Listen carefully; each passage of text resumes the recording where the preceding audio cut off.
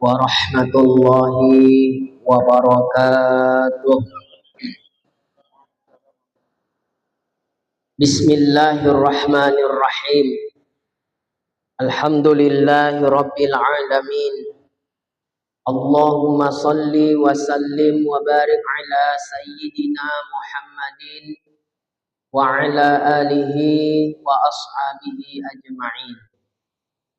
Subhanaka la ilma lana illa ma 'allamtana innaka antal alimul hakim.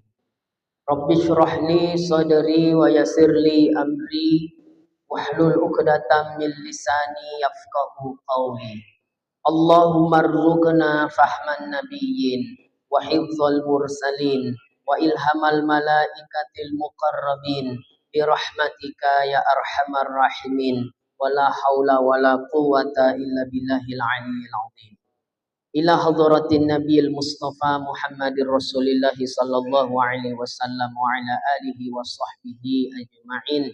Summa khususan ila ruhi asy-syekh Muhammad Thayyib ibni Mas'ud al-Banjari wa ila al-imam Jalaluddin al-Mahalli wa ila imam Jalaluddin as-Suyuti wa ila arwahi masyayikhina wali walidina wali fahimina lahum al-fatihah. A'udzu billahi minasyaitonir rajim. Bismillahirrahmanirrahim. Alhamdulillahi rabbil alamin arrahmanir rahim maliki yaumiddin. Iyyaka na'budu wa iyyaka nasta'in ihdinas siratal mustaqim siratal ladzina an'amta 'alaihim ghairil maghdubi 'alaihim waladdallin amin.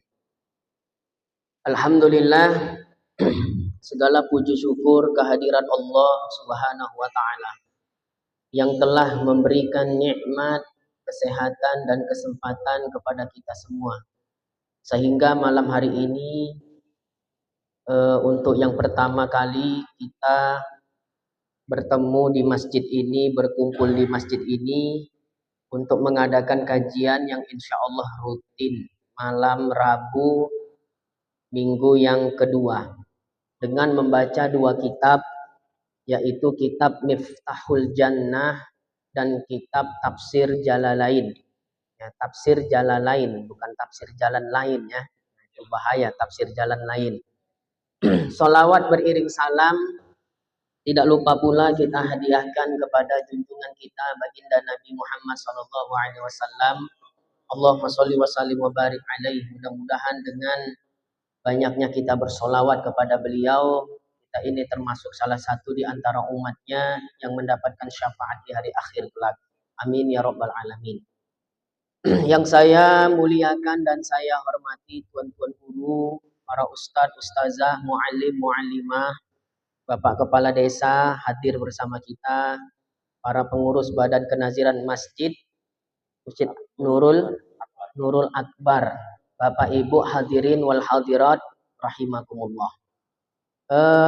Ini adalah pertemuan kita yang pertama dan mudah-mudahan bukan jadi pertemuan yang terakhir. Insya Allah mudah-mudahan berlanjut kajian kita dan mudah-mudahan kita pasang niat sampai hatam kitab kita. Minimal kitab Tauhid Miftahul Jannah. Untuk kitab yang pertama yang akan kita baca adalah kitab Tauhid Miftahul Jannah. Ya, Miftahul Jannah. Udah tahu artinya Miftahul Jannah?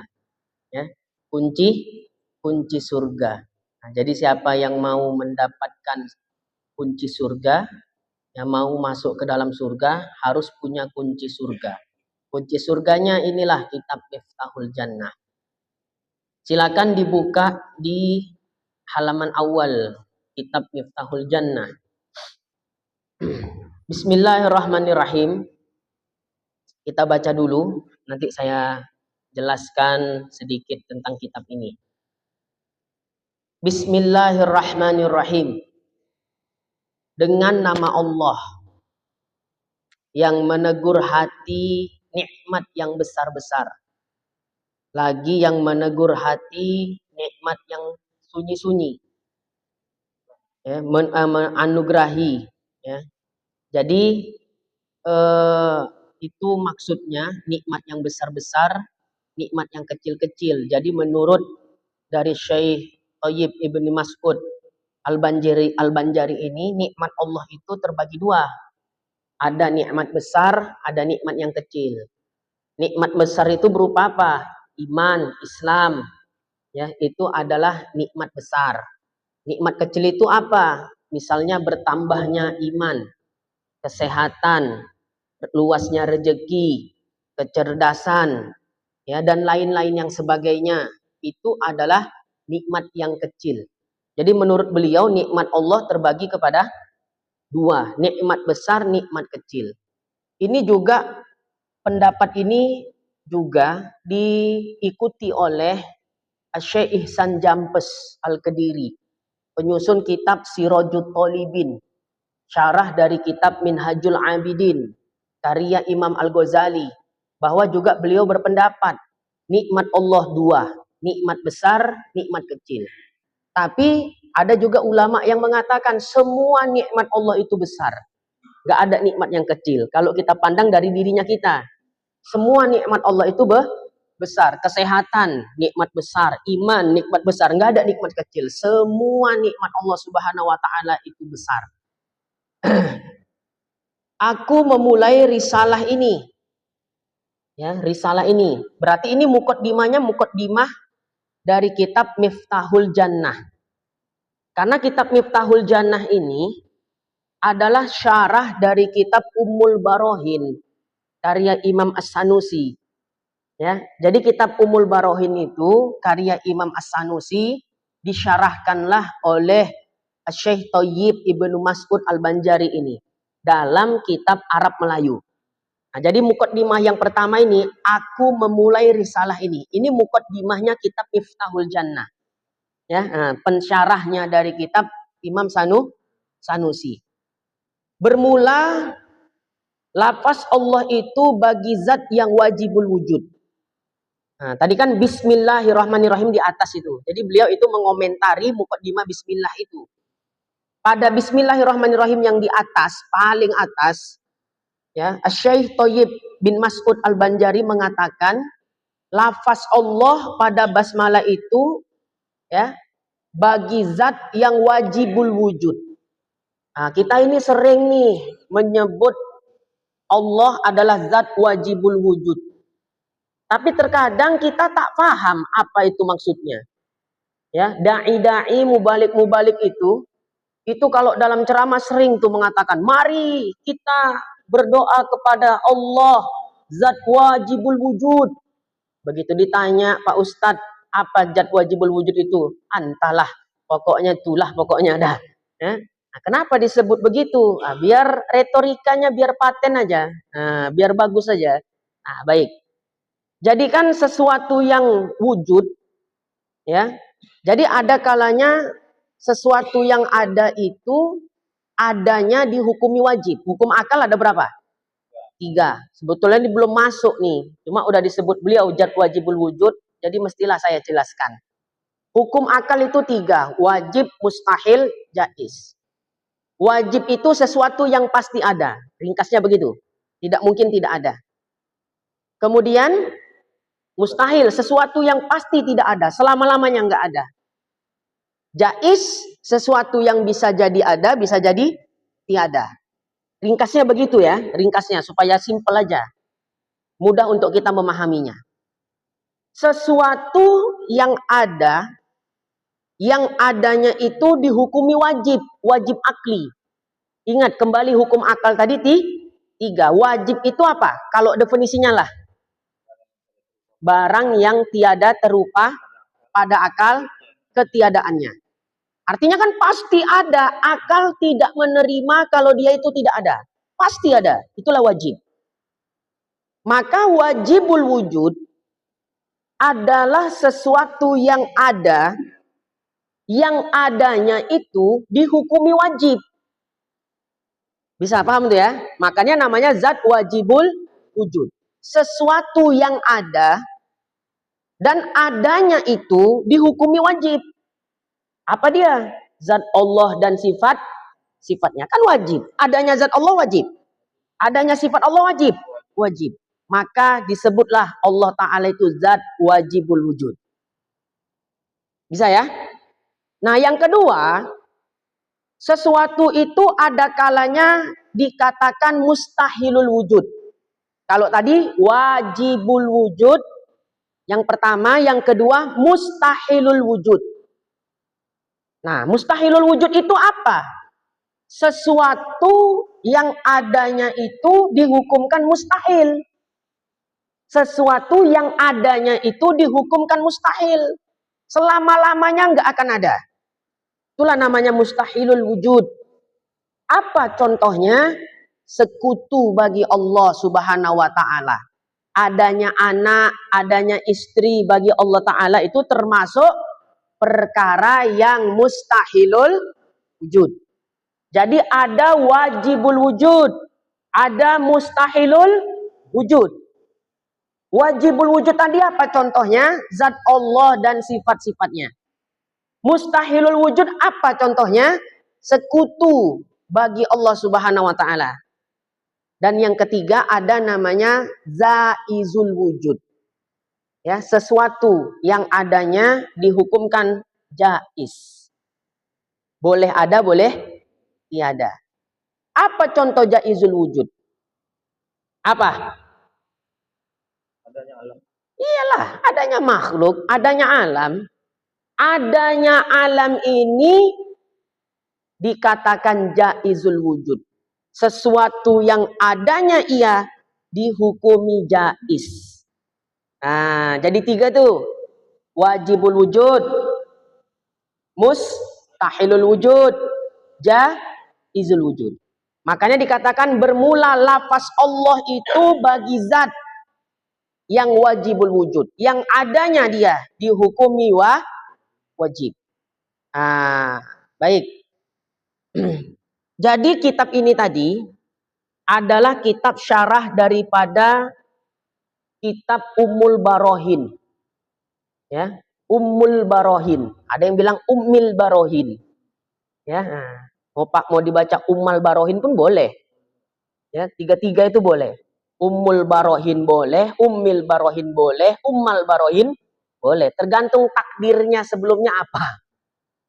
Cuma dalam ilmu nahu, sebaik-baik baris itu dikembalikan kepada baris rofa, yaitu dommah. Jadinya Ummul Barohin itu muktamad daripada Ummal Barohin. Ya, misalnya Ummil Barohin, unzur ila Ummil Barohin. Takdirnya kan bisa gitu. Ya, tergantung takdirnya dia. Takdir itu maksudnya apa? Kata-kata yang dibayang-bayangkan ada sebelumnya. Sebelum kalimat Ummil Barohin ini ada kata tapi tak nampak dia. Kalau dalam ilmu nahu kayak gitu. Nanti insya Allah ya kan, kalau jadi nanti ngaji balak Ramadan di sini dari 26 Ramadan sampai 25 Ramadan, 10 hari saya nggak pulang nanti. Kita buat daurah nahu nanti. Pakai metode dari Jawa insya Allah 10 hari untuk baca Mukhtasar Jidan aja bisa. Ya. Nah, kalau ada yang mau, kalau enggak ngapain dibuat. Nah, itu. Jadi bisa dibaca Ummul Barohin, boleh. Dibaca Ummil Barohin boleh, dibaca Ummal Barohin juga boleh.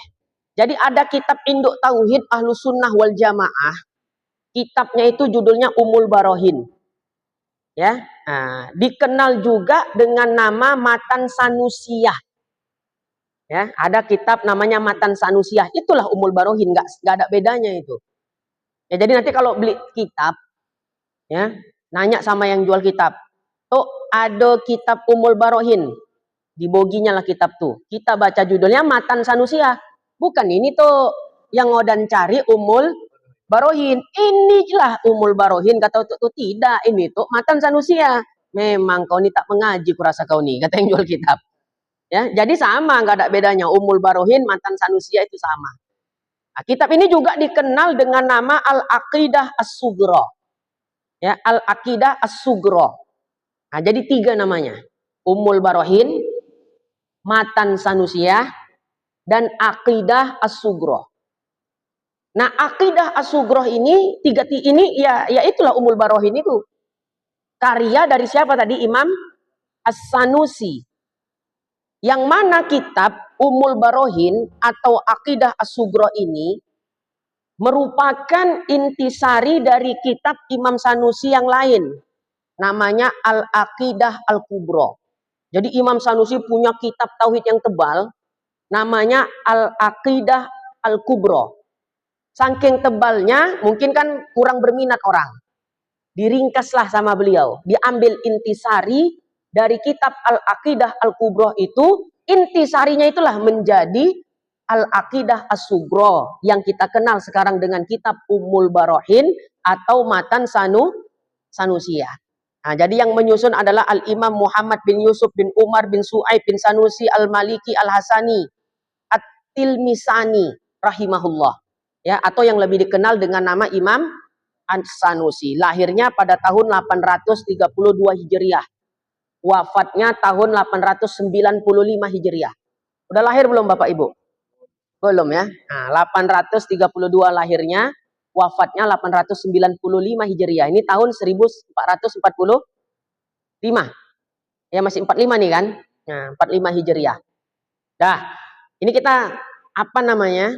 Menjelaskan sedikit tentang kitab Ummul Barohin. Karena induknya kitab Miftahul Jannah ini adalah Ummul Barohin. Dan di Kuala Tanjung nih saya perhatikan ngaji tauhidnya, kitab yang hebat-hebat tuh, ya, nah, kitabnya yang hebat, gitu ini tidak, ya, kitab yang hebat-hebat tuh, rata-rata tuh syarah dari Ummul Barohin.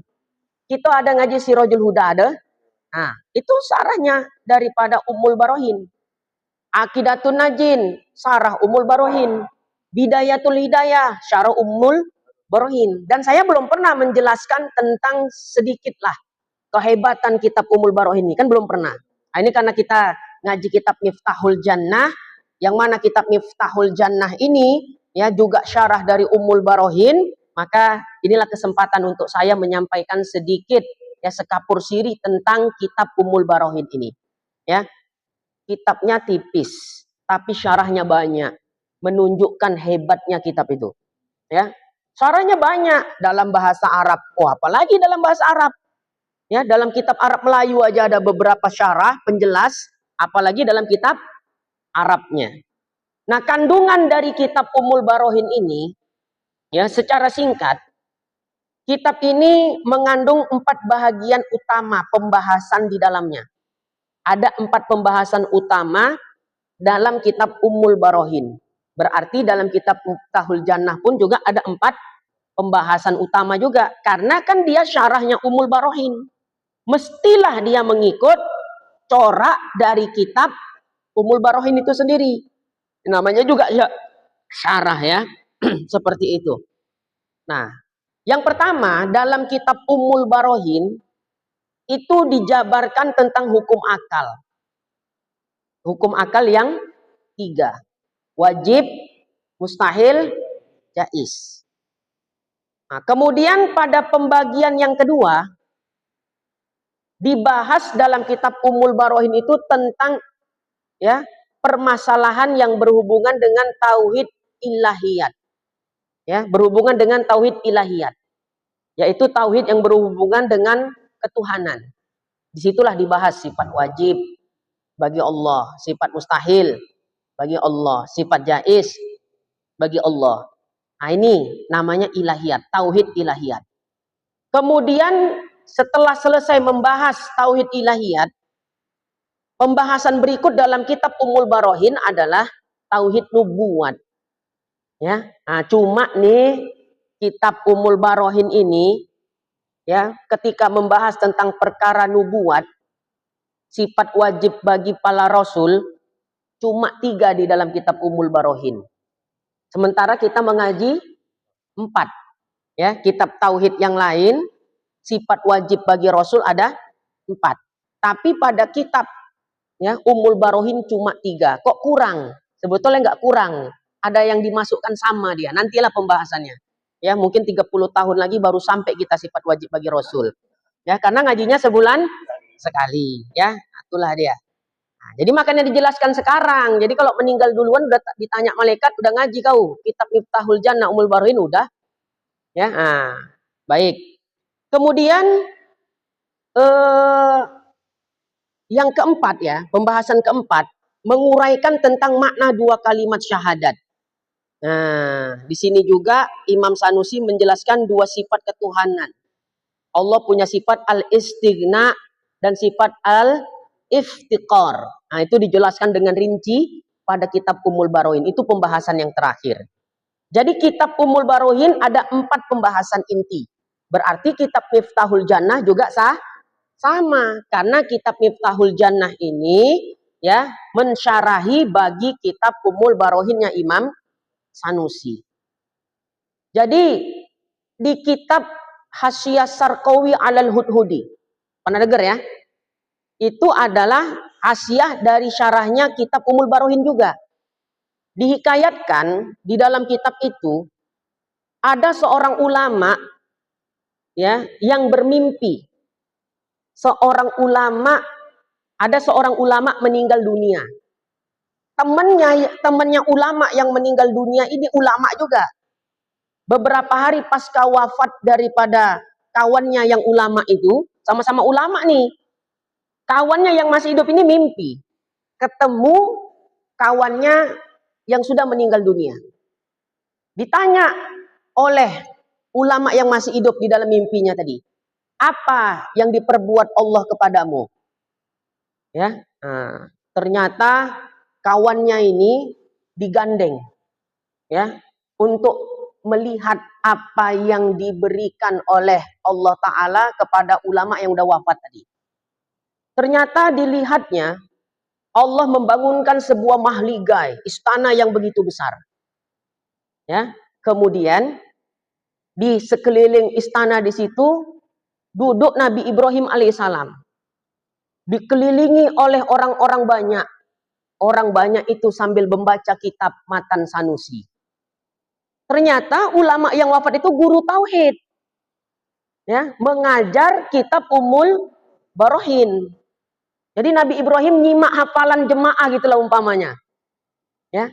Jadi ditanya sama temannya, dibilang sama teman yang udah wafat tadi, inilah yang kami kerjakan di sini. Di dunia mengaji Ummul Barohin, sampai di akhirat pun ngaji Ummul Barohin. Nah, itu di kitab Hasyiah Sarqawi. Nah, kemudian juga hikayat yang kedua, nanti bisa dicek di kitab Muqaddimahnya itu, Sarqawi alal Hudhudi. Ada orang yang wafat. Ya, ketika wafat ditanya malaikat, kamu ngaji tauhid? Itulah kurang lebih ngaji. Ya, ngaji kitab apa kamu? Kitab ini. Tapi Ummul Barohin nggak ada. Ya, akhirnya orang ini ya disiksa oleh malaikat. Ya, dipentung atau gimana kan gitu kan? Aku kan udah ngaji tauhid. Kenapa aku masih disiksa? Mengapa kamu tidak mengaji tauhid Ummul Barohin? Nah, itu maksudnya menunjukkan kemuliaan daripada kitab Ummul Barohin. Makanya jangan heran kitab ini syarahnya banyak. Ya, hebat ini kitab ini. Ya, ringkas, padat. Rata-rata kitab tauhid itu yang ada itu rata-rata adalah sumbernya dari kitab Ummul Barohin. Alhamdulillah kita di sini pun insya Allah mudahan istiqomah mengaji kitab Miftahul Jannah yang merupakan syarah daripada kitab Ummul Barohin. Diazab Allah di akhirat gara-gara nggak ngaji Ummul Barohin. Mungkin orang itu yang ngaji rububiyah, uluhiyah, asma wa sifat itu ya kan. Kena pentung sama malaikat. Kenapa kok nggak ngaji Ummul Barohin? Nah gitulah ya. Tahu kan tauhid siapa itu? Rububiyah, uluhiyah, asma wa sifat. Ada. Ini sebatas informasi. Kitab Ummul Barohin ini syarahnya itu banyak. Bahkan di dalam kitab Arab Melayu sendiri itu ada 5 syarah daripada Ummul Barohin. Saya yang punya baru 4, satu lagi belum punya saya. Yang pertama kitab Aqidatun Najin. Ada nggak ngaji kita Aqidatun Najin? Ada ya di tempat Toke Syahbuddin sana di musolahnya. Setiap malam Sabtu Minggu yang keempat ya kitab Aqidatun Najin karya Syekh Muhammad Zain bin Muhammad Al-Fatani. Nah, itu syarah Ummul Barohin. Kemudian kitab Bidayatul Hidayah. Ya, Bidayatul Hidayah itu kita ngaji malam Rabu. Minggu yang pertama ya di Masjid Ar-Rahman. Ya kan di Tasa. Nah, itu juga syarah Ummul Barohin. Ya, Bidayatul Hidayah Arab Melayu karya Syekh Muhammad Zain Ibnul Faqih Jalaluddin Al-Asi. Ya, itu. Kemudian yang ketiga, kitab Sirajul Huda. Itu juga Syarah Ummul Barohin. Di mana kita mengaji itu?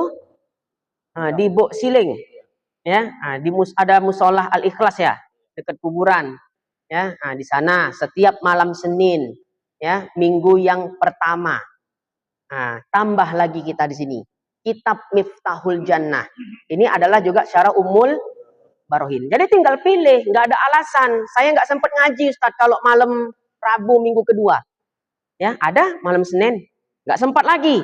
Ada malam Sabtu, ya, nggak sempat lagi. Ada malam Rabu pertama, nggak sempat lagi. Memang malas. Ya, jadi mau dibuat malam apapun nggak mengaji tuh orang. Kalau udah dasarnya malas. Jadi bukan salah jadwalnya, salah diri dia memang yang malas tak mau mengaji. Itulah dia.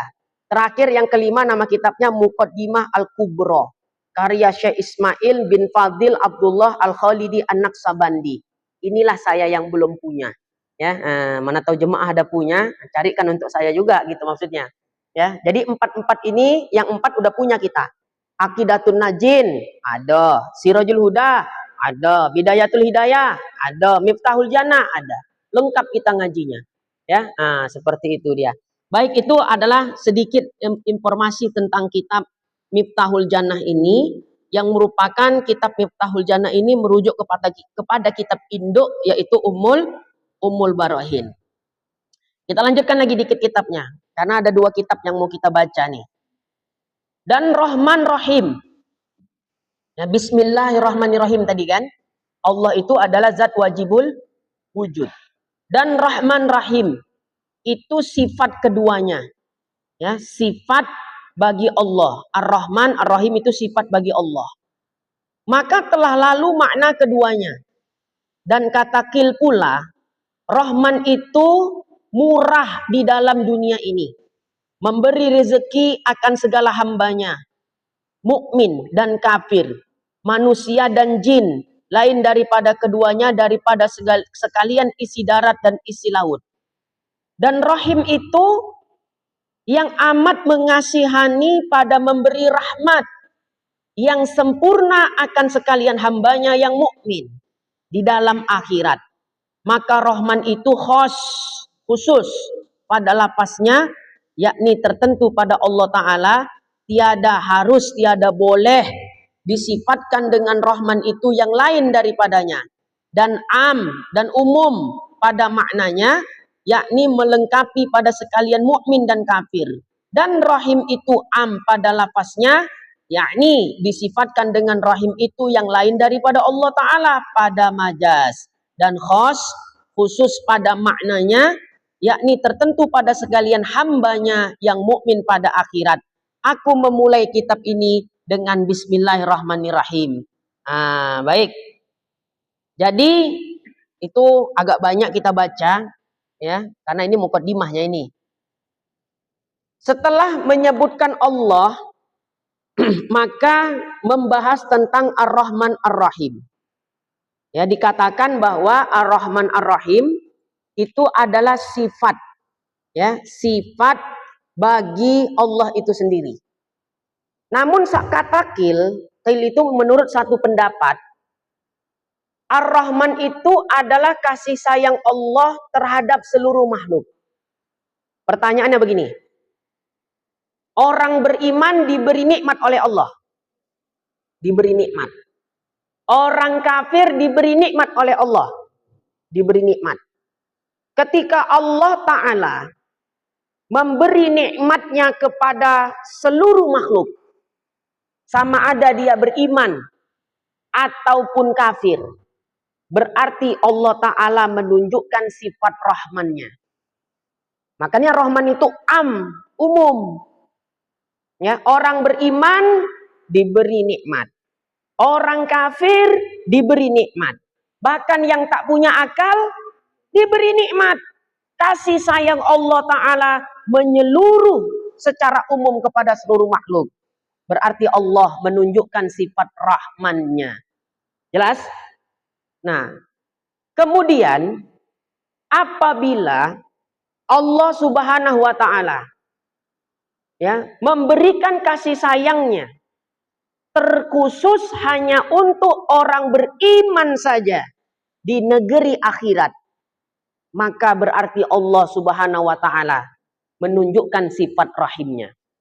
Jadi ada satu nikmat hadirin yang hanya Allah berikan untuk orang beriman, tidak diberikan kepada selain orang beriman. Nikmat surga ya, hanya diberikan kepada orang yang beriman, tidak diberikan kepada orang yang kafir, orang yang kufur. Nah, jadi ketika Allah Subhanahu wa taala memberikan nikmat ya hanya kepada orang beriman saja di negeri akhirat kelak, berarti Allah pada saat itu menunjukkan sifat rahimnya. Jadi Rahman itu umum, Rahim itu khusus. Rahim khusus untuk orang yang beriman. Allah Subhanahu wa taala berfirman di dalam Al-Qur'an, "Wa kana bil mu'minina rahima." Dan adalah bagi orang-orang yang beriman itu rahima. Nah, itu udah jelas. Ya. Nah, jadi kalau Allah memberi nikmat hanya kepada orang beriman saja berupa surga di akhirat, berarti ketika itu Allah menunjukkan sifat rahimnya. Ini baru muqaddimah udah mengantuk. Baru muqaddimah. Nah, kemudian Rahman itu secara lafaznya khusus. Maknanya apa? Tidak boleh dinamakan dengan nama Rahman saja kecuali hanya untuk Allah. Jelas ya? Nah, siapa nama anaknya nih yang hendak tabalkan? Namanya Allah, nggak boleh. Namanya Rahman, tak boleh. Ya, karena dalam ilmu tauhid Allah dan Ar-Rahman itu disebut dengan Al-Ismul A'dzam. Nama Tuhan yang paling agung. Nama Tuhan yang paling mulia. Kenapa? Karena Allah dan Ar-Rahman ini langsung berhubungan dengan zat Allah. Bukan sifat, tapi nama bagi zat. Contoh saya namanya Muhammad Sumitra Nurjaya. Nama bagi zat. Zat saya dipanggil itu. Ya. Tapi ketika disebut orang pemalas, itu nama bagi zat atau sifat? Sifat. Nah, nampak bedanya? Allah Ar-Rahman itu nama bagi zat. Ya. Tapi selain dari yang dua itu nama bagi sifat. Ar-Rahim itu juga termasuk nama bagi sifat. Nah, Al-Ismul A'dzam menurut jumhurul ulama, mayoritas ulama, nama Tuhan yang paling agung adalah yang pertama Allah. Mana dalilnya? Allah Ta'ala berfirman, "Innani anallahu la ilaha illa ana fa'buduni innani anallah." Sesungguhnya aku adalah Allah, la ilaha illa ana, tidak ada Tuhan, tidak ada ilah kecuali aku. Fa'buduni, maka sembahlah aku. Kemudian yang kedua, Al-Ismul Azam kedua, Ar-Rahman. Mana dalilnya? Ar-Rahmanu 'alal arsistawa. Ya. Dan zat Allah ya istiwa atas aras. Nah, kenapa enggak Ustadz artikan bersemayam? Saya ahlu sunnah, ya, bukan musyabbihah, ya. Nah, itu dia. Tafwid ma'at tanzih. Kalau ulama salaf kemarin tuh ya. Nah, itu dia. Tapi Imam Nawawi mengatakan Al-Ismul A'zam selain Allah dan Ar-Rahman ada lagi. Apa kata beliau? Al-Hayyul Qayyum. Al-Hayyul Qayyum juga termasuk Al-Ismul A'zam. Hanya saja Al-Hayyul Qayyum ini cuma pendapat Imam Nawawi. Tidak diikuti oleh ulama yang lain. Kalau ulama yang lain, nama Tuhan kita yang paling mulia adalah Allah dan Ar-Rahman. Ya, kalau menurut Imam Nawawi ada selain dua itu, Al-Hayyul Qayyum. Mana dalilnya? Allahu la ilaha illa huwal hayyul qayyum. Semua ada di dalam Al-Quran. Siapa membogi nama Tuhan kita dengan nama Allah? Hah? Saya pernah didatangi orang torikot. Ya, Ustadz, hendak bertanya. Ya, siapa yang membogi nama Tuhan kita dengan nama Allah? Nah, terdiam saya sejenak. Ya kan, berpikir. Ya. Nah, terakhir apa katanya? Ustadz kalau mau tahu siapa yang membogi nama Tuhan kita dengan nama Allah, bahkan tahu dia nama Tuhan kita sebelum Allah siapa yang orang nggak tahu. Hebat nih dalam hati awak. Mana? Ayo baiat sama guru saya. Sama mursyidnya. Nah, sebelum ditariknya awak baiat, barulah awak bilang yang membogi nama Tuhan kita dengan nama Allah adalah Allah Ta'ala sendiri. Suruh gurumu baca Quran. Innani anallah la ilaha illa ana fa'buduni. Apa tak mengaji gurumu? Ya. Nah, tuh seperti itu. Bahaya sekarang nih memang. Banyak yang aneh-aneh. Rupanya dapat informasi itu torikot di situ tuh, di Deli Tua itu daerahnya. Ya, nah, saya sebut daerahnya supaya mana tahu ada murid di sini kan. Nah, mana tahu ya ada muridnya. Ya, ternyata di sana termasuk apa ya? Orang yang mencela ngaji kitab. Walah, ngapain ngaji kitab ilmu kulitnya itu? Nah, itulah tahu dia nama Tuhan kita sebelum Allah. Ya, cuma nggak ada yang tahu selain dia. Berarti Nabi Muhammad nggak tahu juga lah dia yang tahu. Kalau orang mengaji, kenapa tidak dia yang diangkat jadi nabi? Karena dia tahu nama Tuhan kita sebelum Allah siapa namanya. Dialah orang yang diangkat jadi nabi. Nah, tuh. Pernah juga saya ditanya begini. Ustadz Islam. Islam.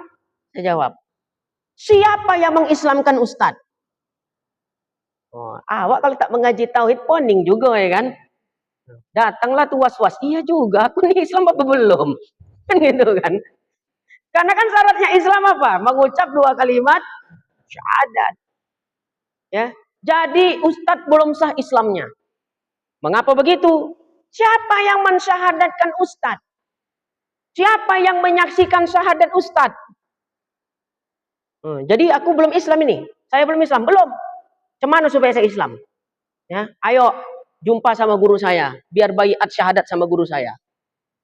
Barulah awak keluarkan kitabnya. Kitab koci aja yo. Sulamul Munajah. Tipis kitabnya. Peti. Karya Syekh Muhammad Nawawi Ibnu Umar Al-Bantani Al-Jawi Asy-Syafi'i. Rahimahullah. Jadi di dalam kitab itu apa dikatakan? Kalau memang terlahir dari orang tua yang Islam, maka secara otomatis dia udah Islam. Walaupun nggak pernah ngucap 2 kalimat syahadat ya sama sekali. Ya. Nah, apa hadisnya itu? Apa seorang anak lahir dalam keadaan fitrah? Apa hadisnya boleh tuh? Kullu mauludin yuladu alal fitrah. Setiap anak yang lahir dalam keadaan fitrah, suci, Islam. Nah, jadi nggak usah takut-takut kita kalau jumpa-jumpa orang kayak gitu tuh. Ya itu ngetes-ngetes aja ya. Awak udah yakin jadi was-was sama dia. Ya. Nah, siapa yang mengislamkan Ustadz katanya? Iya pula dalam hati kan. Nah, tapi kalau mengaji udahlah apa poning. Ayah oma awak pun memang Islam. Atuk nenek awak Islam. Naik ke atas lagi Islam. Udah pastilah Islam. Ya. Nah, jadi walau dia tidak mengucap 2 kalimat syahadat. Jadi syarat sahnya Islam dengan mengucap 2 kalimat syahadat itu hanya berlaku bagi orang kafir yang ingin masuk Islam. Ya. Nah, jadi kalau kita udah Islam nggak usah ngucap syahadat lagi. Bahkan kalau kita seandainya nih melakukan kemurtatan tanpa kita sadari. Jelas ya? Melakukan kemurtatan tanpa kita sadari, kemudian kita sholat, di dalam sholat itu ada mengucap tasyahud. Asyhadu an la ilaha illallah wa asyhadu anna Muhammadar Rasulullah. Udah balik Islam sudah. Ini pendapat Imam Abu Hanifah. Nah, jelas ya kira-kira ya? Nah, kita kan tak tahu antahnya pula. Sebelum kita mengaji tauhid, kita sering melakukan perbuatan yang menyebabkan rusaknya iman. Ya, hatta ketika itu ya kita sholat. Ketika sholat kita membaca tasyahud. Ya, di situ ada 2 kalimat syahadat. Maka sudah balik Islam kembali. Nggak harus disaksikan oleh 2 orang saksi. Sudah. Ya, seperti itu. Jangan dibawa repot, ya. Jangan dibawa repot. Nah, baiklah, ya. Untuk kajian Miftahul Jannah yang singkat ini dulu kita padakan dulu sampai situ karena mukadimah. Ya, kalau mukadimah ini insya Allah tuan-tuan dan puan-puan semua sudah pahamnya itu. Ya, ini hanya ya kita muzakarah ya, mengulang kaji saja.